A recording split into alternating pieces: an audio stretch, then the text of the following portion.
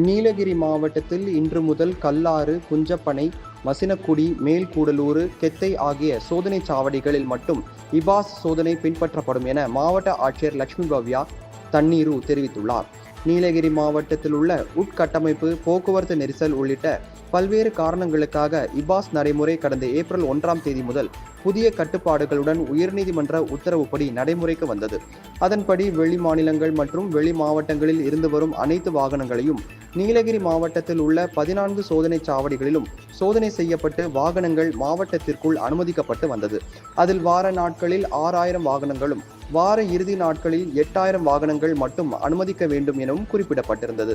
இந்த நிலையில் ஏப்ரல் 7ஆம் தேதி முதல் நடைபெற்ற வழக்கு விசாரணையின் போது சென்னை உயர்நீதிமன்றம் மூலம் வழங்கப்பட்ட அறிவுரையின்படி கல்லாறு, குஞ்சப்பனை, மசினக்குடி, சேல்கூடலூர், கெத்தை ஆகிய சோதனை சாவடிகளில் மட்டுமே இபாஸ் சோதனை பின்பற்றப்படும் என மாவட்ட ஆட்சியர் செய்திக்குறிப்பில் தெரிவித்துள்ளார்.